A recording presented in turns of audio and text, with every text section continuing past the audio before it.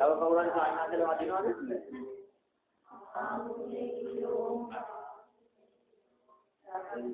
Dewan sana.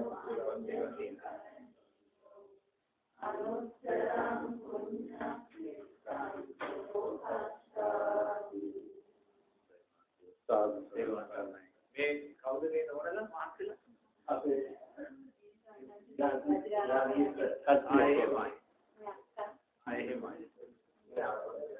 నేను మన దగ్గర తినాలి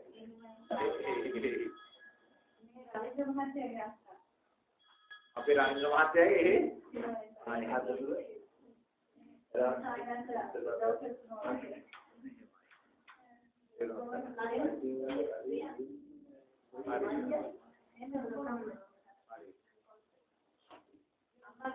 उसे दें पोलटेल पानी के निवारण दारू पोलटेल पानी निवारण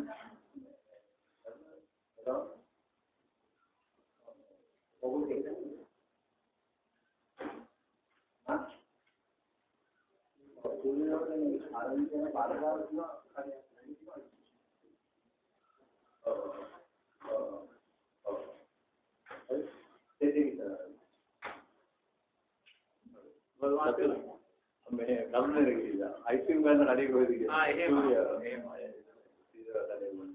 अरे दाने आते तो उन्हें ಅದು ದಾರಿ ಕ್ಷೇತ್ರದಲ್ಲಿ ದಾರಿ होता ही नोना या मैं बैठे कर कर इनका मन डाले होता ही नोना सेवा करना है सुपर सेवा दीप का इतना सेवा चतुरार्थ सत्यंत ना बुझे हैं सेवा करना है दीप का बोलता हूँ ना हरी हरी का मन है उसी जगह लगे हरी हरी सेवा होता है सेवा करना है सुपर सेवा दीप का चतुरार्थ सत्यंत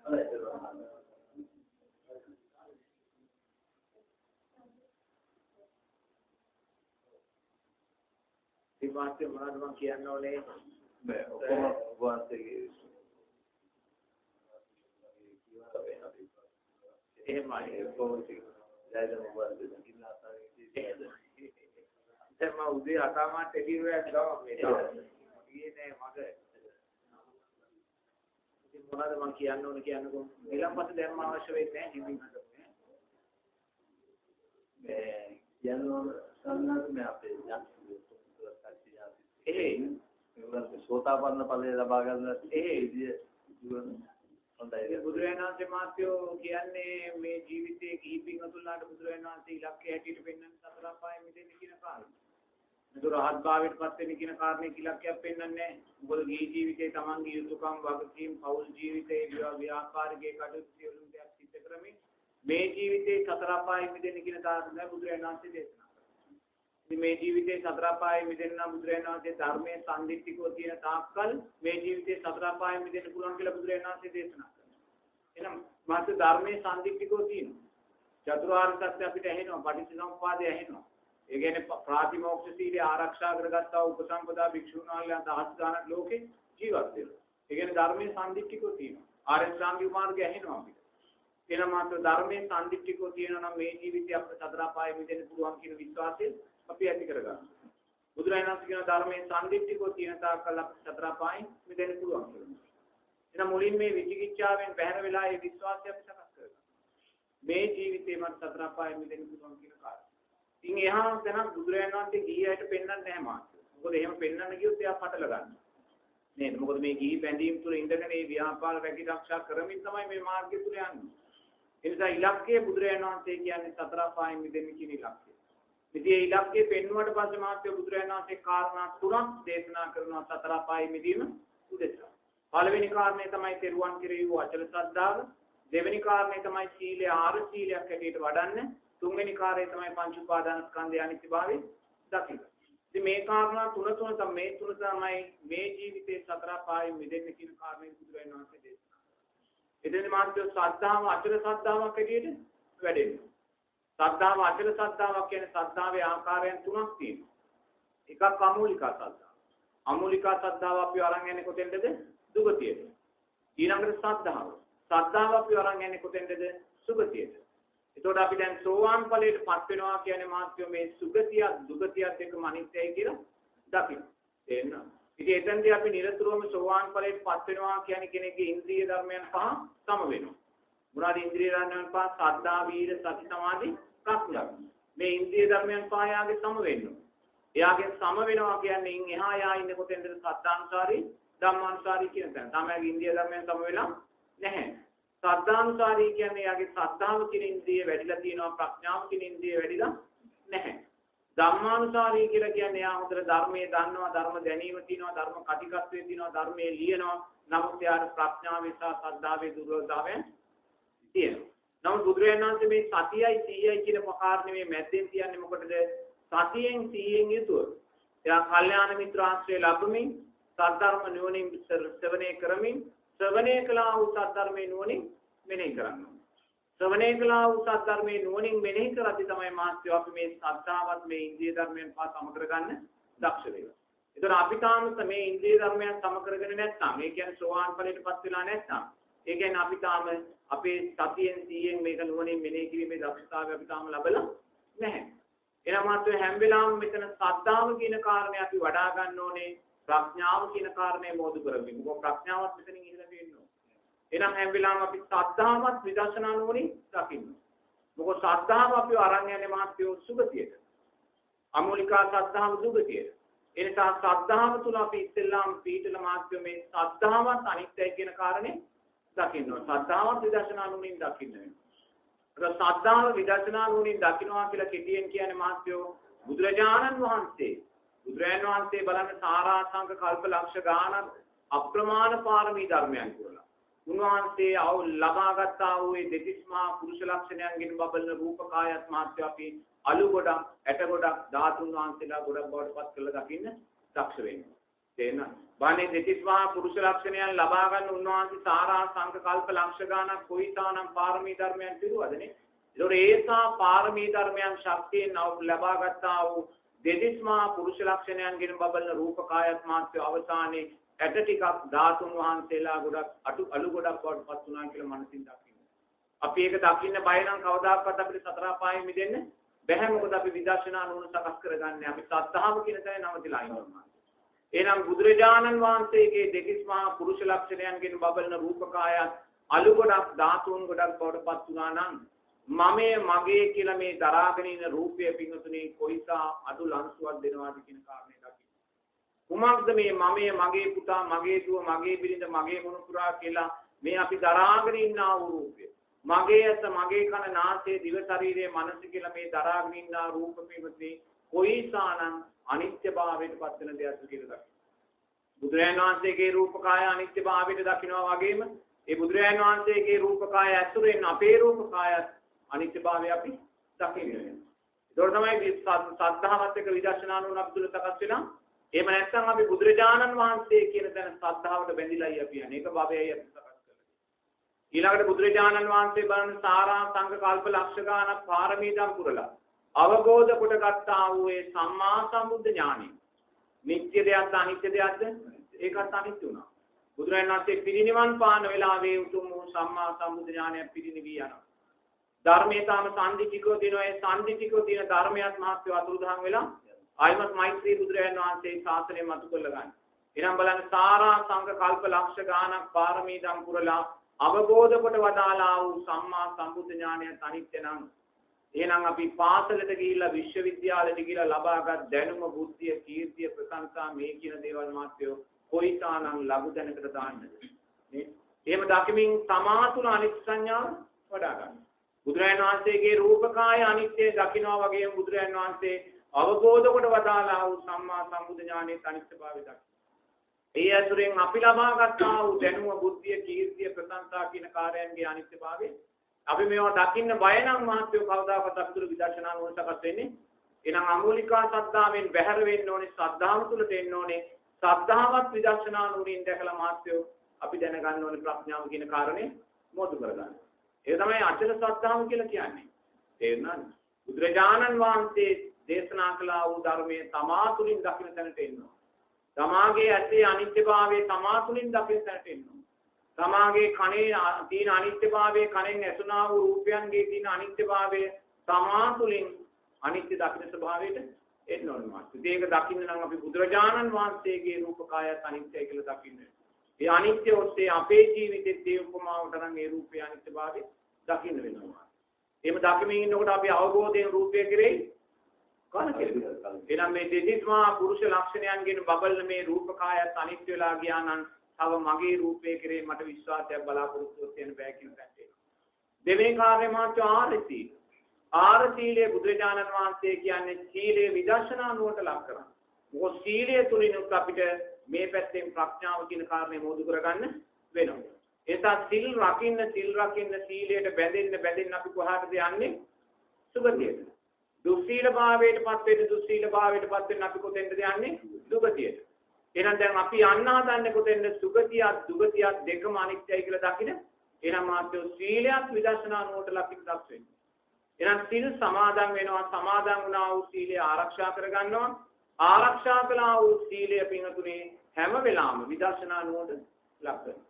මොකද්ද විදර්ශනා නුවණට ලක් කරන්නේ? සීලයෙන් ලැබෙනා වූ ආනිසංස විදර්ශනා නුවණට ලක් කරනවා. සීලේ මොනවද අපි ලබන ආනිසංස? සුගතියේ ඉපදිනවා, සීමුලා නොවි මැරෙනවා, අපේ කීර්තිරාවේ පැතිරෙනවා, අපි ඕන සභාවක් ඉදිරියට නොපියව යනවා. ඒ වගේම සතර අපායන්ට වැටෙන්නේ නැහැ. ඒතකොට මේ කියනා වූ ආදීනවයන් නිත්‍යද අනිත්‍යද? අනිත්‍යයි. වෙනස් වෙන දේවල්. ඒතකොට මේ වෙනස් වෙන දේවල් වලට බැඳෙනවා කියන්නේ අපි දුකකට බැඳෙනවා. ඒ නිසා තමයි සිල් සමාදන් වෙලා කොයි වෙලාවකවත් අනාගත පංච උපාදානස්කන්ධයකට බැඳෙන්නේ නැහැ. සිල් සමාදන් වෙලා දෙවියෙක් වේවා කියලා සිතක් සකස් වෙනකොට ඔබ සක්‍රියා වෙලා ඉඳලා සතර අපායට වැටුණ හැටි නුවණින් මෙනෙහි කරනවා. සිල් සමාදන් වෙලා මිනිසෙක් වේවා කියලා චිත්තයක් සකස් වුණොත් ඔබ සක්විති රජ වෙලා ඉඳලා සතර අපායට වැටුණ හැටි සිහිපත් වෙනවා. සිල් සමාදන් වෙලා බ්‍රහ්මෙක් වේවා කියලා චිත්තයක් සකස් වුණොත් ඔබ රූපාවචර අරූපාවචර බ්‍රහ්මතලවල කල්ප ගණන් ඉඳලා ආයිමත් සතර අපායට වැටුණ හැටි සිහිපත් කරනවා. ඒතකොට ඔබ ආයිමත් සීලය නිසා සංසාරයට බැඳෙන්නේ නැහැ. ඔබ සිල් රැකලා මිනිස්සෙක් වේවා කියලා ප්‍රාර්ථනා කරනවා නම් ඒ ප්‍රාර්ථනා කරන්නේ අනාගත පංච උපාදානස්කන්ධය. සිල් රැකලා දෙවියෙක් බ්‍රහ්මෙක් වේවා කියලා ප්‍රාර්ථනා කරනවා නම් ඒ ප්‍රාර්ථනා කරන්නේ අනාගත පංච උපාදාන. එහෙනම් සිල් රැකලා ඔබ අනාගත භවයක් ප්‍රාර්ථනා කරන්නේ නැහැ. සිල් රකින්නවා, සිල් ආරක්ෂා කරනවා, සීලයෙන් ලැබෙනා වූ ආනිසංසයන්ගේ අනිත්‍යභාවය දකිමින් ජීවත් වෙනවා. ඒක තමයි මාත්‍ය ආර්ය සීලය කියන්නේ. ඒ වගේ කොච්චර සිල් සමාදන් වුණා ඒ සීලය තුලින් ආරක්ෂා කරලා දෙන්නේ මොකද්ද? කාය කර්ම, වාචික කර්ම. මනෝ කර්ම ආරක්ෂා කරලා දෙන්නේ නැහැ. මනෝ කර්ම කියන්නේ මොකද්ද? අකුසල මූලය. ලෝභ, ද්වේෂ, මෝහ. ඒ නිසා අපි සිල් සමාදන් වුණාට පස්සේ ඒ සීලය ආරක්ෂා කරගෙන යනකොට අපි දකින්න ඕනේ කොයිසා ලෝභ, ද්වේෂ, මෝහ සිත් අප තුළ සකස් වෙනවද කියලා. නමුත් සිල්පද වලින් ඒක ආවරණය කරලා දෙන්නේ නැහැ. සිල්පද වලින් ආවරණය කරලා දෙන්නේ නැහැ. අපි බලන්නේ සිල්පද ටික රැකුණාද කියන කාරණේ විතරයි. සිල්පද කියන රැකුණාද කියන කාරණේ බලනවා මිසක් අපි තුල ලෝභ දේශ මොහ ඇතුණාද කියන කාරණේ බලන්නේ. නමුත් බුදුරජාණන් වහන්සේ කියනවා සීලය තුලින් රැකුණ කාය කර්ම වාචික කර්ම වලට වඩා මනෝ කර්ම බලවත් කියලා මාර්ගය. ඒ නිසා සිල් සමාදන් වෙද්දී නිරතුරුවම කාය කර්ම වාචික කර්ම වගේම මනෝ කර්මයක් රැක ගන්න අපි දක්ෂ වෙන්න ඕනේ. ඒ නිසා සීලය දස කුසල් කියන තැනට අරන් යන්න අපි දක්ෂ වෙන්න ඕනේ. ඒ කියන්නේ සිතින්, කයින්, වචනයෙන් සිද්ධ වෙන්නා වූ සියලුම අකුසල් වල අනිත්‍යභාවය දකින්න. තේරුණා? ඉතින් ඒක තමයි සීලය ආර්ය සීලයක් කියලා බුදුරජාණන් වහන්සේ දේශනා කරන්නේ. ඉස්ලාම් සීලය විදර්ශනා නුවණට ලක් කරන්න අපි දක්ෂ වෙන්න ඕනේ. ඊළඟට සීලය තුලින් අපි අනිවාර්යයෙන්ම ලෝභ දේශ මොහයන් සකස් කරගන්න දෙන්නේ නැහැ. එහෙනම් මනෝ කර්ම පිළිබඳ අපි අවධානයෙන් ඉන්නවා. දෙවෙනි කාරණේ මාත්‍යෝ තුන්වෙනි කාරණේ පංච උපාදානස්කන්ධයේ අනිත්‍යභාවය දකිමින් ජීවත් වෙනවා. ඒතර පංච උපාදානස්කන්ධය කියන්නේ රූප වේදනා සංඥා සංකාර විඥාන කියන කාරණා පහ. ඒතර මේ පංච උපාදානස්කන්ධයේ මුල්ම උපාදානස්කන්ධය මොකද්ද? රූප උපාදානස්කන්ධය. රූපය කෙරෙහි ඇති කර ගන්නා වූ තෘෂ්ණාව නිසා අපි වේදනා සංඥා සංකාර විඥාන සකස් කරනවා. දැන් රහතන් වහන්සේ කියන කෙනා චතුරාර්ය සත්‍ය අවබෝධ කරන වෙලාවේ ඥාන දර්ශන තුළින් රූපේ අනිත්‍ය අවබෝධ කළා. රූපේ අනිත්‍ය අවබෝධ කළා නම් එයා පස්සේදී කවදාකවත් රූපයට බැඳෙන්නේ නැහැ. රූපයට බැඳෙන්නේ නැත්නම් එතන වේදනා සංඥා සංකාර විඥාන සකස් වෙන්නේ නැහැ. ඒ නිසා රාතන් වහන්සේට පංච උපාදානස්කන්ධයක් සකස් වෙන්නේ. නමුත් ඉන්දියා අපි මොකද කරන්නේ? රූපයේ පස්සේ වෙන තැනදී පස්සේ නිත්‍ය වශයෙන් අපි ඒ කියන්නේ පංච උපාදානස්කන්ධය සකස් කරගන්නවා. එහෙනම් මාත්‍යෝ රූපය නිත්‍ය වශයෙන් ගත්තොත් පමණයි වේදනා සංඥා සංකාර විඥාන සකස් කරගන්නේ. රූපය අනිත්‍යයි කියලා දැක්කනම් වේදනා සංඥා සංකාර විඥාන පිළිබඳ ප්‍රශ්නයක් නැහැ. එහෙනම් මාත්‍යෝ පහක් ගැන හිතනවට වඩා අපි දක්ෂ වෙන්න ඕනේ එකක් ගැන හිතලා ඉතුරු හතර අවබෝධ කරගන්න. ඒ නිසා බුදුරජාණන් වහන්සේ එකයි කියන්නේ රූපයේ අනිත්‍යභාවය දක්මින් ජීවත් වෙන්න. මේ ඇස කියන නාසය දිව ශරීරය මනස කියන මේ රූපයන්ගේ අනිත්‍යභාවය දක්මින් ජීවත් වෙන්න. මොකද සත්වයා බැඳිලා යන්නේ රූපයකටමයි. රූපයකටමයි බැඳිලා යන්නේ. මොකද අවසානයේ අපි මේ চিරාත් කාලයක් ජීවත් වෙලා මැරෙන වෙලාවට අවසාන චුතිසිත මේ මනෝවිඤ්ඤාණයක් හැටියට තමයි සකස් වෙන්නේ. මනසේ සකස් වෙනා වූ සිතුවිල්ල හැටියට. ඒ මනෝවිඤ්ඤාණය මොකක් හෝ බාහිර රූපයක් ඇසුරු කරගෙන තමයි සකස් වෙන්නේ. මොකක් හෝ බාහිර රූපයක් තමන් කැමති තමන් අකමැති නැත්නම් කළා වූ කුසලයක් එක්ක අකුසලයක්. මේ මොකක් හෝ රූපයක් අරමුණු වෙලා තමයි අවසාන චුතිසිත සකස් වෙන්නේ. ඒ සකස් වෙනා වූ චුතිසිත අනිත්‍යයි කියලා දකින්න අපි දක්ෂ වෙන්න ඕනවා. අනිත්‍යයි කියලා දැක්කේ නැත්නම් ඒ චුතිසිතට දාලා ඊළඟ ප්‍රතිසන්දිය යනවා. එනම මාත්‍ය අවසාන සකස් වෙනා වූ චුතිසිත අනිත්‍යයි කියලා දකිනවා කියන්නේ ලෝකේ දුර්ලභම කාරණයක්. තේරෙනවද? මොකද ඒක අපිට සම්මා සම්බුද්ධ ශාසන ලක්ෂ ගාණක් පසු කරලෙද්දිත් අපිට ඒක කරගන්න පුළුවන් කමක් ලැබිලා. එහෙනම් ඒක දුර්ලභ දෙයක්. ඒක ලේසිත් නෑ, අමාරු නෑ. ඒ නිසා බුදුරජාණන් වහන්සේ කියනවා යමෙක් ඇසුරු සැනක් අනිත්‍ය වෙනුවෝ එයා සතර අපායෙන් මිදෙන්න කැමති වෙන්න. ආයමත් බුදුරජාණන් වහන්සේ කියනවා යමෙක් ඇසුරු සැනක් මෛත්‍රිය වැඩුවොත් එයා බ්‍රහ්ම ලෝකෙට යන්න කැමති වෙන්න ඕනේ. ආයමත් බුදුරජාණන් වහන්සේ කියනවා මේ මැරෙන සත්වයින්ගේ මහ පොළවෙන් ගන්න පස් ප්‍රමාණය සුගතිගාමී වෙන්නේ කියලා. එහෙනම් දැන් මෙතන ප්‍රකාශයන්නේ පරස්පර භාවය. අතන කියන මොකද ඇසුරු සැනක් අනිත්‍ය වඩපු නැති කෙනෙක් මේ ලෝකේ ඉන්නවද? ඇසුරු සැනක් මෛත්‍රී චිත්තයක් වඩපු නැති කෙනෙක් මේ ලෝකේ ඉන්නවද? එහෙනම් ඔක්කොම සුගතියට යනවා. නමුත් එහෙම නැහැ කියලා බුදුරජාණන් වහන්සේ දේශනා කළා. එහෙනම් බුදුරජාණන් වහන්සේ මෙතන ඇසුරු සැනක් කියලා කියන්නේ මොකද්ද? චුති සිත. චුති සිතයි බුදුරජාණන් වහන්සේ ඇසුරු සැනක් කියන්නේ. එහෙනම් චුති සිතේදී ඇසුරු සැනක් වගේ අනිත්‍ය සංඥාව වැඩෙන්න නම් මහත්යෝ එයා දීර්ඝ කාලයක් අනිත්‍ය සංඥාව ප්‍රගුණ කළා තියෙනවා. චුති සිතේදී අවසාන චුති සිතේ ඇසුරු සැනක් මෛත්‍රිය වඩන්න නම් දීර්ඝ කාලයක් එයා මෛත්‍රිය වඩලා පුරුදු වෙලා එහෙනම් මහත්යෝ අපි දක්ෂ වෙන්න ඕනේ අවසාන සකස් වෙන චුති සිතේදී අනිත්‍යයි කියන කාරණේ දකින්න. ඒක දකින්න නම් අපි කැමැති අකමැති සෑම රූපයක්ම අනිත්‍යභාවයෙන් දකින්න. තේරෙනවද? ත්‍රිවන් කෙරේ ශ්‍රද්ධාව විදර්ශනා නුවණින් දකින්න ඕනේ. ඒ වගේම සීලය විදර්ශනා නුවණින් දකින්න ඕනේ. දකිමින් රූපේ අනිත්‍යභාවය අපි දකින්න දක්ෂ වෙන්න ඕනේ. ඒ නිසා ජීවිතේ දකින්න හැම දෙයක්ම කමඨහනක් කරගන්න දක්ෂ වෙන්න. මොකද ගිහි ජීවිතේ අපිට සුමාන ගණන්, සති ගණන්, පැය ගණන්, මාස ගණන් භාවනා කරන්න. ඒ නිසා අපි දක්ෂ වෙන්න ඕනේ මාත්‍යෝ හමු වෙන කොයි දෙයක් කමඨහනක් බවට පත් කරගන්න. පාරේ යනකොට යාචකයෙක් දැක්කොත් ඒ යාචකයා තුලින් තමා දකින්න දක්ෂ වෙන්න. තමා මේ ආවා වූ භව ගමනේදී මෙවැනි යාචකයෙක් වෙලා අඟුපින් වල කන්න නැතුව මේ විදිහ අපිරිසිදුව කී තානම් කාලවකවානු ගණන් දැකලා ඉඳලා ඇද්ද කියලා දකින්න ඕනේ. මේ ජීවිතේ සතර අපායේ මිදුනේ නැත්නම් මේ විදිහ යාචකයෙක් වෙලා මට තව කල්ප කොච්චරනම් ඇවිදින්න වේද කියලා මනසින් දකින්න. මලමිනියක් දැක්කොත් ඒ මලමිනිය තුලින් තමා දකින්න දක්ෂ වෙන්න ඕනේ. මම සංසාරේ මැරුණ මෙවැනි මලමිනි එක ගොඩක් ගැහුවොත් ඒ ගිජ්ජකූට පර්වතයට වඩා විශාලයි කියලා කියනවා. එහෙනම් සංසාරේ මේසා මලමිනි මම නිසා එකතුනායි කියලා තමන් දකින්න. ඒ වගේම මේ ජීවිතේ සතර අපායෙන් මිදුනේ නැත්නම් තවත් ඒසා මලකඳන් ගොඩක් ගොඩ ගැහෙනවායි කියන කාරණේ මනසින් මේ ජීවිතේ මම මැරෙනවායි කියන කාරණේ දකින්න ඕනේ. ඒතර මරණානුස්සතිය බය වෙන්න බෑ. මැරෙනවාට බය නම් අපිට මේ ගමන යන්න බෑ. තේරෙනවද? ඒ නිසා නිරතුරුවම තමා මනසින් මැරිලා බලන්න කියලා බුදුරජාණන් වහන්සේ කියනවා. තමා මැරිලා මලකඳ තියෙනවා ගේ මැද තාලි දකිමින් නිදන්න කියලා කියනවා. ඒ වගේ මරණය කියන කාරණයට සූදානම් වෙන්න කියලා බුදුරජාණන් වහන්සේ කියනවා. එහෙනම් කොහොම හරි මහත්යෝ රූපේ අනිත්‍යභාවයේ දකින ආකාරයෙන් ජීවත් වෙන්න. කරන කොයි දෙයක් ගත්තත් ඒක කමඨාණක් බවට පත් කරගන්න. කොයි දේ වැත්තක් කමඨාණක් බවට පත් කරගන්න. ගිහියයිගේ අතහැරීම කියන්නේ අපි දක්ෂ වෙන්න ඕනේ තමාගේ සතුට අනුමුදසා අතහරින්න. බස් එකේ වාඩි වෙලා එනකොට අපේ සීට් එක කෙනෙකුට දෙන්න ඕනේ නම් අපිට ඒ සීට් එක දෙන්න බැරි නම් අපිට කවදාකවත් අතහැරීම කියන කාරණේ ගැන හිතන්න බැහැ. අපි ඒ සීට් එක තව කෙනෙකුට දීලා එයා වාඩි වෙලා සතුටෙන් යනවා දැකලා සතුට වෙන්න අපි දක්ෂ වෙන්න ඕන. ඒක තමයි ගිහියගේ අත්හැරීම කියන්නේ. කවුරු හරි තමාට බයිනවා නම් තමා එයාට ඉස්ස පහත් කරලා තේරෙනවද? එයාගේ සතුට උදෙසා තමන් නිහඬ වෙන්න තමන් දක්ෂ වෙන්න. ඒක තමයි ගිහියගේ අත්හැරීම කියන්නේ. ඒතකොට මේ අත්හැරීම කියන මාත්‍යෝ ජීවිතේ හැම තප්පරයකම තමන්ට කරන්න පුළුවන්. තමාගේ සැපේ අනුන්ගේ සැපේ උදෙසා කැප කරනවා. ඒකෙන් අපිට හානියක් වෙන්නේ නැහැ. ඒ කැප කරන මොහොතක් වාසා සක්කාය දිට්ඨිය අපේ තුනු වෙලා යනවා. මමත් ඒ දැඩි වාගේ තුනු වෙලා යනවා. ඒ නිසා මාත්‍ය උතන තමයි බුදුරජාණන් වහන්සේ සතර පායෙන් මිදෙන්න දේශනා කරන මාර්ගය. දොයි කාරණා තුන තමයි දේශනා කරන්නේ. ඈ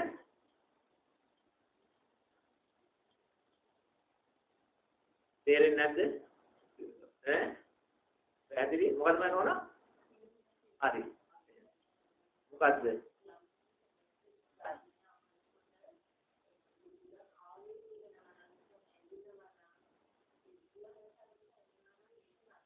ඒක නරකයි දෙයක්. ඒ ඇඬෙනවා කියන්නේ ඒක නිකන් දෝමනක්. ඒක දුක බුදුරජාණන් දුක කියලා කියන්නේ ඕකනේ. ජාති ජරා ව්‍යාධි මරණ ශෝක පරිදේව දුක්ඛ දෝමනස් උපායාස ඔය කියන්නේ දුකේ ස්වභාවය. ඒ කියන්නේ ධර්මයේ ඇහෙනකොට උද ඇඬෙන්නේ නැහැ. තේරෙනවද? ධර්මයේ ඇඬෙනවා කියන්නේ එතන ආවේගශීලීත්වය. එයා යම් ධර්මයකට එයා ඇලෙනවා එතන. ඒ මොකක්කෝ අනුකම්පාවදෝ මොකක්කෝ හේතුව නිසා එතන ඇලීමක් සකස් වෙනවා. ඒ නිසා ධර්මයේ කියනකොට Tamanට ඇඬෙන්න විදිහක් නැහැ. තේරෙනවද? ඒ ඇඬෙනවා කියන්නේ එතන හැඟීම් වලට පහළ වෙනවා කියන එක. ඒ නිසා බුද්ධිමත් ඒක දකින්න ඕනේ. මේ ඇඬෙන්න එනවා නම් හැම වෙලාවෙම ඒක අපි නතර කරගන්න ඕනේ. තේරෙනවද? ඒකේ අනිත්‍යභාවය දකින්න ඕනේ. ඔය යටපත් කරගන්න ඕනේ. ඒක හැඟීමක් ඒක ආස්වාදයක් තමයි ලබන්නේ. ඉතින් ඒ නිසා එතෙන්ට සකස් කරගන්න යන්න දෙන්න එපා. ඒ ශ්‍රද්ධාව නිසා ඇඬෙන්න විදිහක් නැහැ. ශ්‍රද්ධාව නිසා ඇඬෙන්න විදිහක් නැහැ. ඉතින් එහෙම සකස් වෙනකොට ඒ සිතුවිල්ල අනිත්‍යයි කියලා දකින්න. ඒකේ අන්තයට යන්න දෙන්න එපා. ඒකේ අන්තයට යන්න දෙන්න එපා. ඒ සිතුවිල්ලේ අනිත්‍යභාවය දකින්න. ශ්‍රද්ධාව සකස් වෙන තැනදී ඇඬෙන්න විදිහක් නැහැ. අවබෝධයක් තියෙනවා. සතුටක් තියෙන නිදහසක් තමා තුළ ලැබෙනවා. සංහිඳීමක් තමා තුළ ලැබෙනවා. පස්සද්ධියක් තමා තුළ ලැබෙනවා. ප්‍රීතියක් තමා තුළ ලැබෙනවා. අඬනවා කියන්නේ ඒක දෝමනස්ස නැත්තම් උපායාස කියන ගණේටයි ඒක වැටෙන්නේ. එතනින් අපි බැහැර වෙනවා.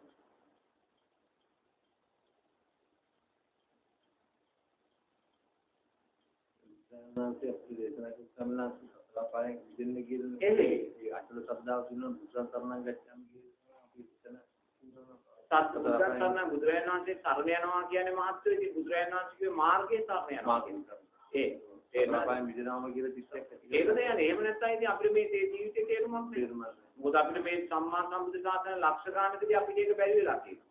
එහෙනම් ඉතින් අපි දකින්න ඕනේ දැන් ඉදිරියේදී අනාගතේ තව අවුරුදු 200ක් 250ක් ඔය වගේ නෙමෙයි තව අවුරුදු 100ක්ද කියන්නත් බැහැ. එන්නේ දීර්ඝ අබුද්ධෝත්පාද කාලය. අවුරුදු ලක්ෂ ගානක අබුද්ධෝත්පාද කාලය. මම මෛත්‍රී බුදුරජාණන් වහන්සේ 15 වෙනි තව අවුරුදු ලක්ෂ ගානක.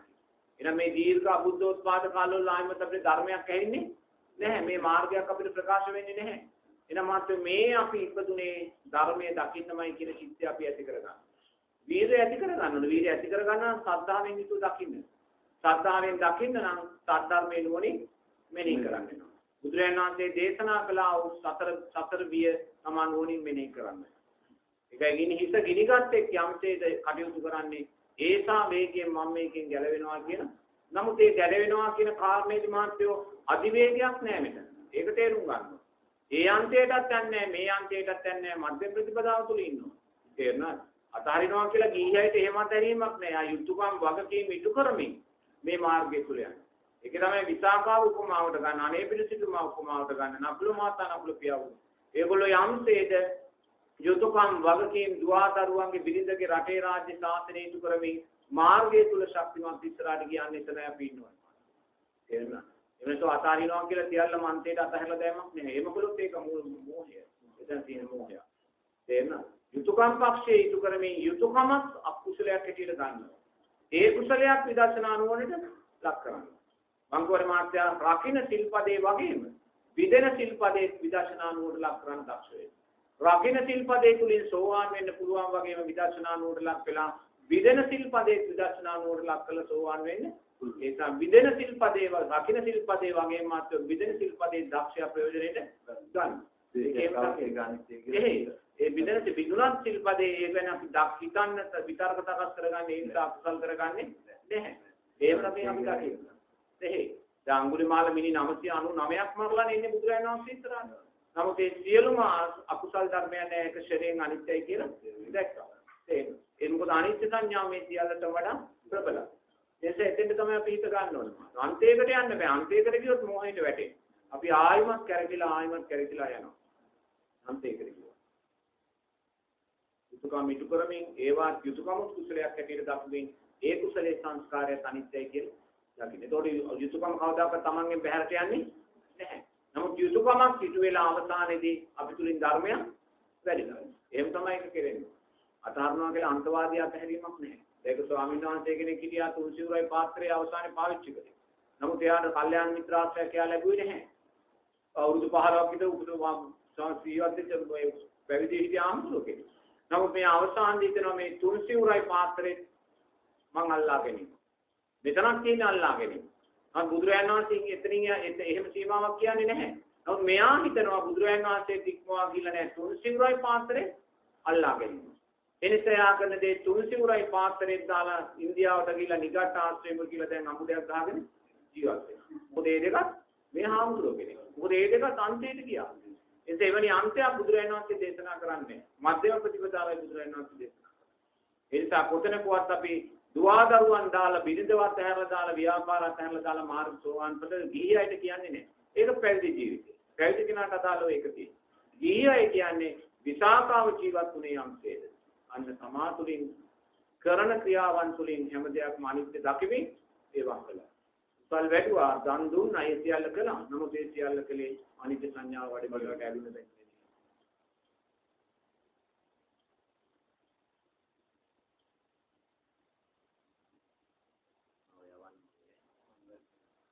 वाहन देती है बात ना ना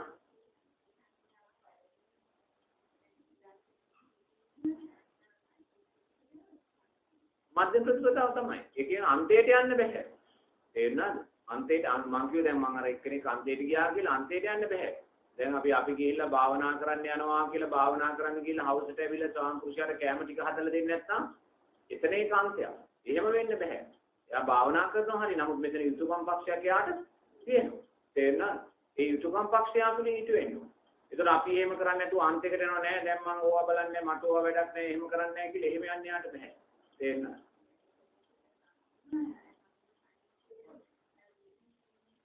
මේ දකිමින් ඒ සිද්ධිය කරන්නේ. දකිමින් ඒ මොන රූපයක් දැක්කත් ඒක අනිත්‍ය සංඥාවට වඩන්නේ. තේරුණාද? තමන් ඉස්සරහට සේවාදායකෙක් ආවොත් හැම වෙලාවම සතුටු කළා වගේ. ඒ සතුටත් තමාටත් වෙන්නා වූ කුසලයක්. තේරෙනවද? තමන්ට ඒක පරිත්‍යාගයක් කරන්න බලමුත් ඒ පරිත්‍යාග කරලා හරි යා සතුට වෙනවා දකින්න තමන් කැමති වෙනවා. දැකලා ඒ සතුටේ අනිත්‍යභාවය තමන් වඩන්න දක්ෂ වෙනවා. තේරෙනවද? ඉතින් ඒ වගේ තමයි කොයි දෙයක් අපි අපේ ජීවිතයේ යම් රූපයන්ට තියෙන බැඳීම අඩු වෙන දිශාවටයි. මොකද මරණ වෙලාවේ දරුවා මතක් වුණොත් දරුවා අනිත්‍යයි කියලා දකින්න අපි දක්ෂ වෙන්න ඕනේ. මරණ වෙලාවේ බිරිඳ මතක් වුණොත් බිරිඳ කියන රූපය අනිත්‍යයි කියලා දකින්න අපි දක්ෂ වෙන්න. එහෙම නැත්නම් ඊට අදාළ උපසංගී යන්න.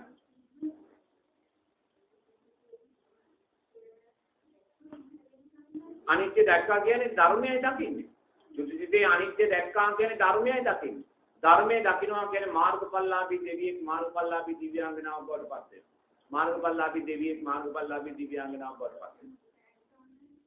ඊට වැඩිය හොඳ තැනක් කොහෙද අරගෙන? ඒ කියන්නේ සෝවාන් ඵලයටපත් වුණා කියන එක. තේරුණාද? මොකද අවසාන චුතිසිතේදී ධර්මයයි දකින්නේ.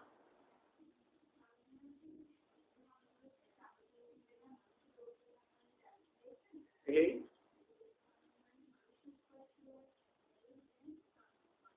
මිනිස්සේ මේ ජීවිතේ විසුළු දරුවෝ ආයිමත් මේ ජීවිතේ මිනිස්සෙක් වෙන හිතන්නවත් එපා.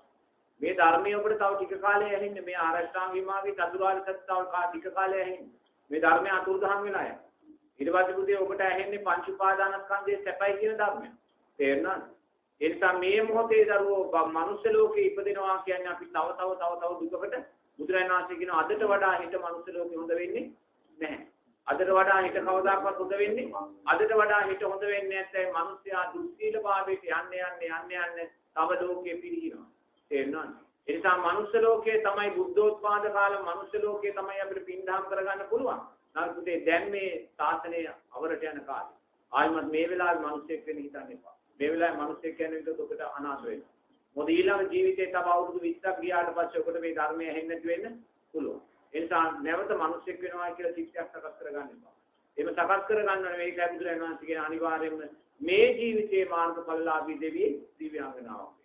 මේ ජීවිතේ ගන්න පුළුවන් ධර්මයක් ගන්න ඊළඟ ජීවිතයක් ගැන හිතන්න යන්න. ඔබ දෙවියෙක් කියන තැනට ගියොත් නිකන් හරි නිකන් දෙවියෙක් වුණොත් ඔබ ආයිමත් පල්ලෙහාට චුත වෙනවා. අවුරුදු 25000 දිව්‍ය තලයේ කිදලා ඔබ ආයිමත් පල්ලෙහාට චුත වුණොත් ඔබ වැටෙන්නේ මුස්ලිම් අම්මා කෙනෙක්, හින්දු අම්මා කෙනෙක්, ක්‍රිස්තියානි අම්මා කෙනෙක්ගේ මවුසට. බෞද්ධ අම්මා කෙනෙක් ලෝකේ. ඉතින් ඒ වගේ අනතුරක් තමයි ඉදිරියේ තියෙන්නේ.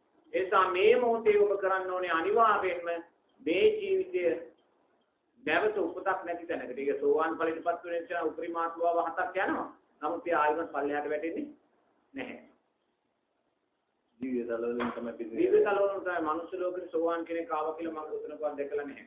ඒ නිසා දිව්‍ය තල බ්‍රහ්ම තල තුලින් මෙයා නිවන් අවබෝධය කරා යනවා. ඒ නිසා ආයුධ යාට ප්‍රශ්නයක් වතු වෙන්නේ නැහැ. ඒ නිසා එතනයි හිත පිටා. මනුෂ්‍ය තලයේ කියන එක දුන්න මේ වෙලාවේ කරගන්න තියෙන දෙයක් කරගන්නවා. ආයුධ ඊළඟ ජීවිතයක් ගැන හිතන්න යන්න එපා. මොනදරුනේ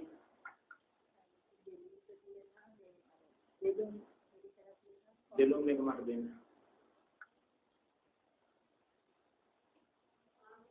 මොකද්ද? ඊළඟ මොකද මහත්තයා? එන හරියන්නේ කුටි පූජා කරන්න. ඉතල ගිලම් පූජා කරන්න.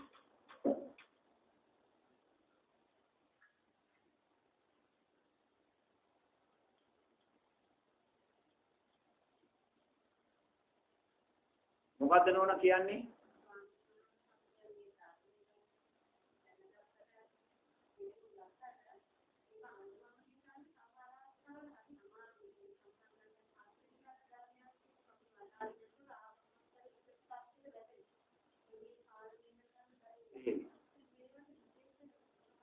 විශ්වාස මේමයි ඉතින් මම ඔහෙම සකස් වෙන්නේ නැහැ කියන්නේ වීරය මදයි. වීරය මදයි.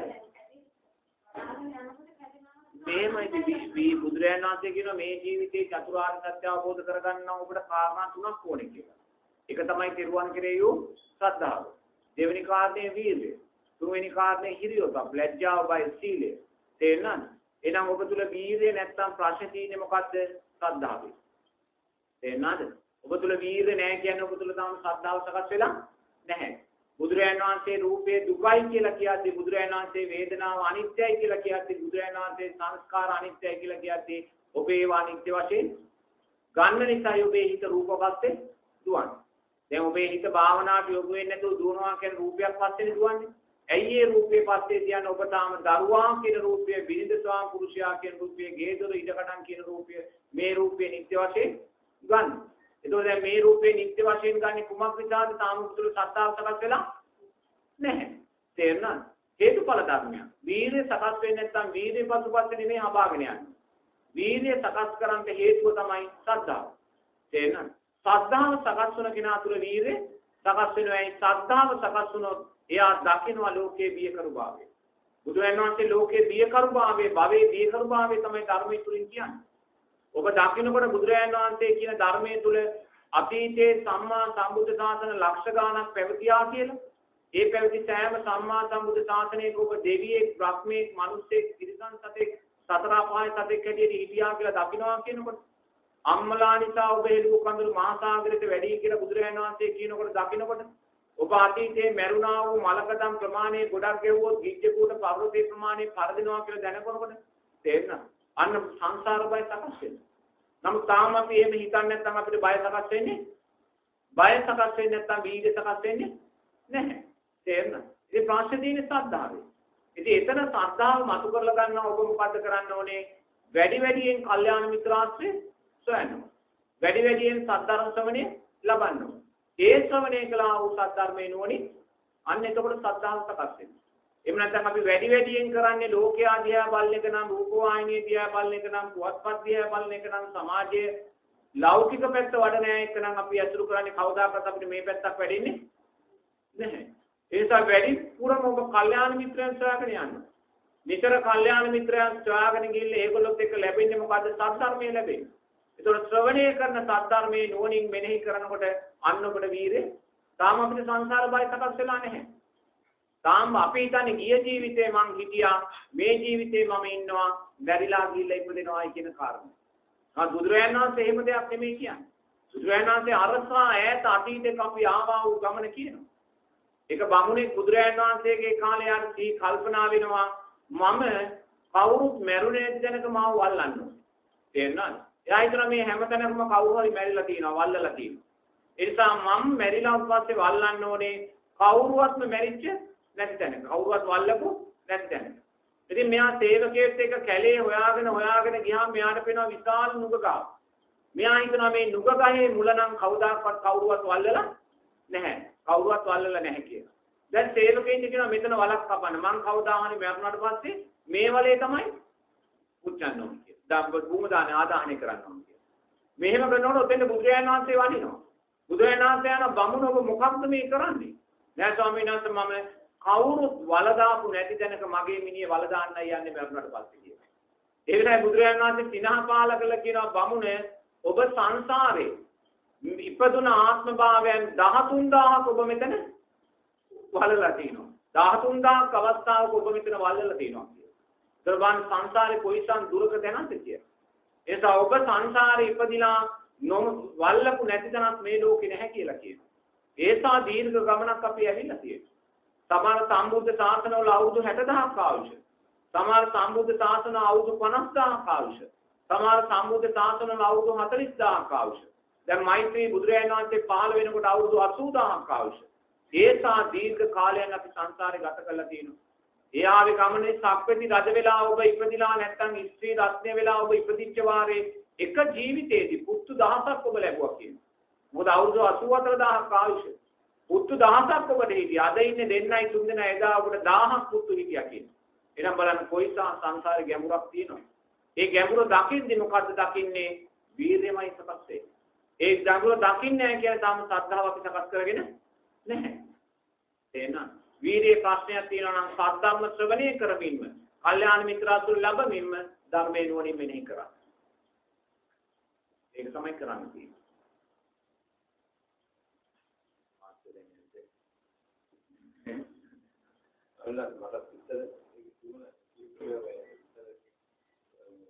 සත්තාවද ආවම ඒක නැති වෙදියා ඉතර මම අන්තිකල් එක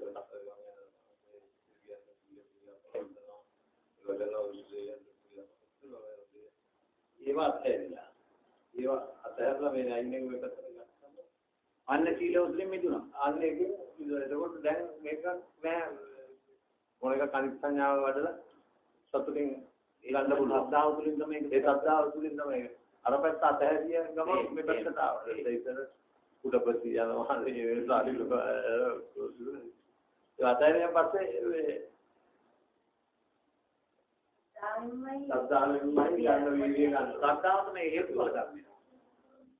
ශ්‍රද්ධාවෙන් තොර වීර්යය මට ඉතින් මම ඒකයි ජීවුණා සයිබබා එහෙමයි. මට බුද්ධ දුන්නම අවලා දුන්නා බුද්ධ කන්නේ පොඩි කරලා ඒ ඔක්කොම යාට ඒවා තිබුණා. අපි ඒවා පස්සේ ඒවා ඉතින් මැජික් කාර්යවල ඉතින් ඒවා අතහැරලා ඔක්කොම කරාන් පස්සේ තමයි ශ්‍රද්ධාවත් තියෙන වීර්යය දැන් ගන්න පුළුවන්. එහෙම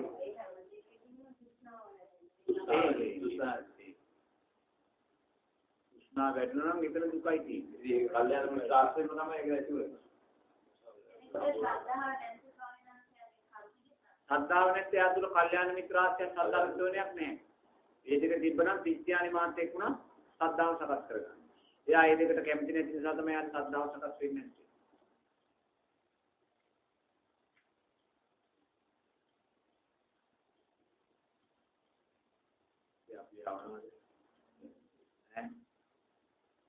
මොකද කියන්න හදන්නේ?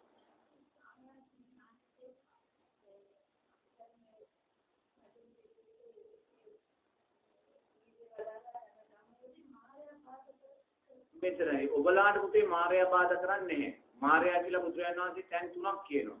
එකක් සිත කියන්නේ මායя කියලා බුදුරජාණන් වහන්සේ කියනවා. රූපය කියන්නේ මායя කියලා බුදුරජාණන් වහන්සේ කියනවා. ඒ කියන්නේ මේ දෙකම අපිට පංච උපාදාන ස්කන්ධේ මායя කියලා ගන්න පුළුවන්. ඊට පස්සේ මායя කියනවා වසවාති දිව්‍ය තලයේ ඉන්න මායයට. ඒ වසවාති දිව්‍ය තලයේ ඉන්න ප්‍රධාන දිව්‍ය පුත්‍රයා මායя. තේරෙනවද? ඒ වසවාති දිව්‍ය පුත්‍රයා කවදාකවත් අපිට බාධා කරන්න එන්නේ නැහැ. එයා එක්ක කෙනෙක් රහත් භාවයට පත් වෙන්න යනවා නම් එක්කෙනෙක් සම්මා සම්බුද්ධත්වයට පත් වෙන්න යනවා තමයි එයා බාධා කරන්න එන්නේ. ඉන් මෙහා අපිට මායя කියලා බවට පත් වෙන්නේ අපේ හිත. නැත්නම් රූපය. තේරෙනවද? රූපයයි හිතයි තමයි මායя බවට පත් වෙන්නේ. ඒ නිසා හැම වෙලාවෙම හිත මායя හැටියට දකින්න රූපය මායя හැටියට දකින්න කියලා බුදුරජාණන් වහන්සේ කියනවා. දැන් අපේ ඉස්සරහට කවුරු හරි එනවා. එයා අපේ තරහකාරී. නමුත් අපි මේ බුදුරජාණන් වහන්සේ කියන රූපය මායя. නමුත් අපි ඉස්සරහට එන්නේ මායя කියලා දකින්නේ නැහැ. දකින්න නැතිකොට දැන් එයා මෙතෙන්ට ආවම ප්‍රශ්නයක් ඇති කරන අපි අකුසලයක් සිද්ධ කරගන්නවා. නමුත් ඔබේ රූපය ඉස්සරහට එනකොට මේ මායя කියලා දැක්කම ඔබ කවදාකවත් අකුසලයක් ඇති කරගන්නවද? නැහැ. එහෙනම් ඒස රූපය මායя කියලා දකින්න කියනවා. දැන් සකස් වෙන්නා වූ හිතක් ඔබ නිත්‍ය වශයෙන් ගත්තොත් ඒ හිත නිසා සමහර විට අප්‍රමාණ ප්‍රශ්න අපි ඇති කරගන්න පුළුවන්. ඒක විතර්ක සකස් කරගෙන තව ගොඩාක් දේවල් අපේ වැරදි සිද්ධ කරගන්න.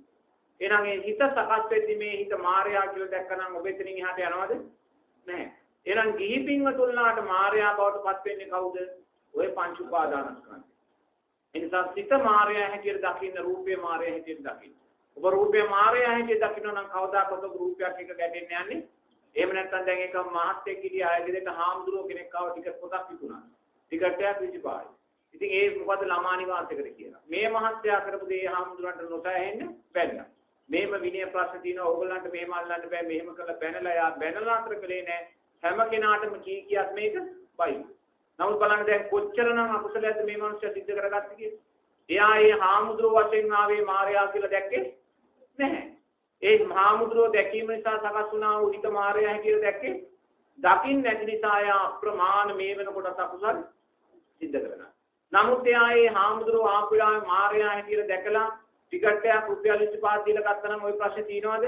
එහෙම නැත්නම් හාමුදුරනේ මගේ ළඟ සල්ලි නැහැ දැන් කරන්න දෙයක් නැහැ කියලා යවුවනම් ওই ප්‍රශ්නේ තියෙනවද? නැහැ. ඇයි යා මායя හැටියට දැක්කේ? එහෙනම් ගිහි පින්වතුන්ලාට මායя බවට පත් වෙන්නේ කවුද? රූපය, හිතක් කියන පංච උපාදානස්කන්ධය. වසවර්තියන්නේ ඉතිරිලෝ ඉස්සරහට. එයා අපි ළඟට එන්නේ නැහැ. මොකද එයාට අවශ්‍ය නැහැ. මෙතනින් එයාට පුළුවන් අපිව දමනය කරගන්න. අපි යටත් කරගන්න. ද්වේෂයත් මායයම තමයි. මේ පංච උපාදානස්කන්ධයක් ද්වේෂය කියන්නේ. ඒකත් මායයම තමයි. මේ ද්වේෂය අපි නිත්‍ය වශයෙන් ගත්තොත් අපි අප්‍රමාණ වූ අකුසල් සිද්ධ කරගන්නවා. අප්‍රමාණ වූ අකුසල් සිද්ධ කරගන්නවා. මගහැර යෑමෙන් අකුසල ප්‍රහාණය කරගන්නවා. ඒ බුදුරජාණන් සබ්බාවස සූත්‍රයේ කියනවා මගහැර යෑමෙන් දුරු කිරීමෙන් සංවර වීමෙන් වීරයෙන් ප්‍රත්‍යක්ෂාවෙන් දර්ශනයෙන් පරිණ පිළිතුරු ප්‍රත්‍යක්ෂාව කියන්නේ ආහාරයක් ගන්නකොට ඒ ආහාරය ප්‍රත්‍යක්ෂා කරනවා. මේක පිනුල් භාවයට අයිති දෙයක්. මේක වමනයට අයිති දෙයක්. මේක අසුචියට අයිති දෙයක් කියලා ආහාරය පිළිකුල් සංඥාවට ගන්නවා. ඒක තමයි ප්‍රත්‍යක්ෂාව කියන්නේ. මේකෙන් ආයුෂ වර්ණයේ සැපේ බලය ලැබෙන්නේ ආයුෂ වර්ණයේ සැපේ බලය අනිත්‍යයි. මම මේ ආහාරය වළඳන්නේ මගේ ශරීරයේ මදේ පිණිස සැපේ පිණිස නෙමෙයි. මගේ භ්‍රමචර්ය ජීවිතේ පාත්වාගෙන යන ප්‍රමාණවත් කියලා මම ගන්න කියලා දකින්න. ඒක තමයි ප්‍රත්‍යක්ෂාව කියන්නේ. ආහාරයක් වේවා, ඇඳුම් වේවා, නිවාස වේවා, ඒ හැම දෙයක්ම ප්‍රත්‍යක්ෂාවෙන් ගන්නවා. ඒවා තුළින් අපි තුළ විදර්ශනා නුවණ සකස් වෙනවා. ඒවා සකස් වුණොත් තමයි අපිට අවසානයේදී සම්පත විදර්ශනාව ශක්තිමත් වඩන්න පුළුවන්. මට දුකයි කරන්න දෙයක් හොඳයි. දැන් ඇතිනේ දෙයම මම කිව්වනේ අවශ්‍යම කාරණා ටික කිව්වේ සාදුකාරයක් දෙන්නේ නා සාදුකාර.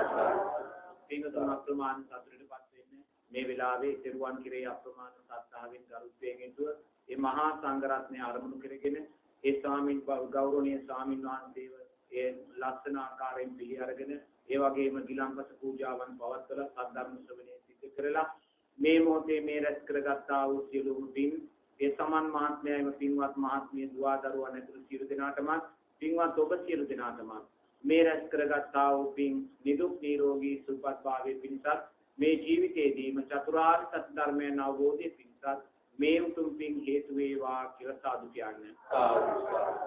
ඒ වගේම මේ රැස් කරගත්තා වූ සියලුම පින් පින්තුල්ලා නමින් මිය පරලෝකos පින් බලාපොරොත්තු ජීවත් වෙන ඒ මෞර්ය මාපියන් ඇතුළු යම් ඥාති පිරිසක් වේනම් මේ සියලු දෙනා මේ රැස් කරගත්තා වූ පින් Tamanගේ දෑතින් කරගත්තා වූ පින්කමක් හේතිතා මේ පින දැක සතුටු වේවා අනුමෝදන් සතුටු වේවා කියලා කරගත්තා වූ පින්කම සිහිපත් කරගෙන මියගිය ඥාතීන්ගේ රූපුණ සිහියට නගාගෙන මේ පින අනුමෝදන් කරන්න ධම්මේ ඥාතීනම් හෝතු ගාථාව ශබ්ද නගලා කියන්නේ ධම්මේ ඥාතීනම් හෝතු සුඛා ඥාතීයෝ ධම්මේ ඥාතී सुखिता हन्तु ඥාතයෝ ධම්මේ ඥාතිනං හෝතු සුඛිතා හොන්තු ඥාතයෝ ඒ වගේම මේ රැස් කරගත්තා වූ සියලුම පින් මහේශාක්‍ය අල්පේශාක්‍ය අප්‍රමාණ වූ දිව්‍ය රාජ සමූහයා මේ පින් දැක සතුටු වේවා අනුමෝදන් සතුටු වේවා දෙවියෝ ප්‍රාර්ථනීය බෝධියකින් අමා මහ නිවනෙන් සැනසේවා දෙවියන්ගේ ආශිර්වාදයෙන් පින්තුල්ලා කරන කියන ව්‍යාපාර රැකී ආරක්ෂා දුවා දරුවන්ගේ කටයුතු වේ නම් පින් ගන්නා වූ දෙවියන්ගේ ආශිර්වාදයෙන් ඒවා සත්‍වික භාවයටපත් වේවා සෞභාග්‍යමත් භාවයටපත් වේවා කියලා දෙවියන්ටත් මේ පින් අනුමෝදන් කරන්නේ තාව චාචාම්මේහි කියලා. ධම්මේ සම්පදං අපේ දේවා අනුමෝදන්තු සම්පදං ධම්මේ සම්පදං අපේ දේවා අනුමෝදන්තු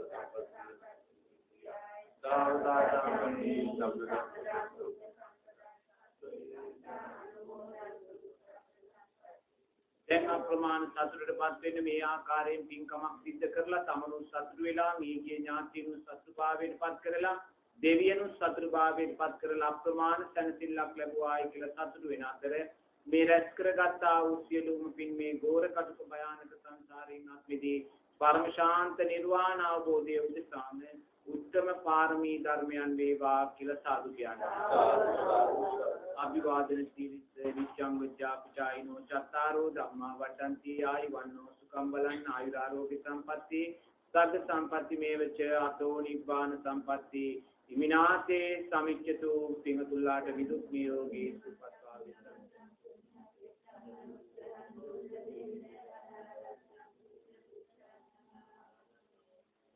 එරුවන් සම්මයි සුපත් සේවා දීර්ඝායස සේවා චතුරාර්ය සත්‍ය නම් දැන ආවෝදේ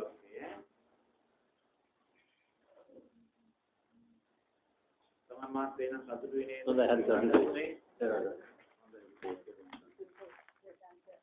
හරි ගන්න. එන අපි යනවා අද දෝල තුන් දෙනාම ගෙදරද?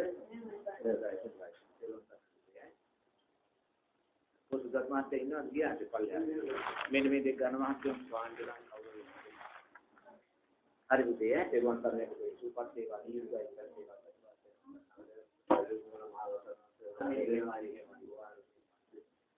මගේ කොට ඒ මොලේ හරි හරි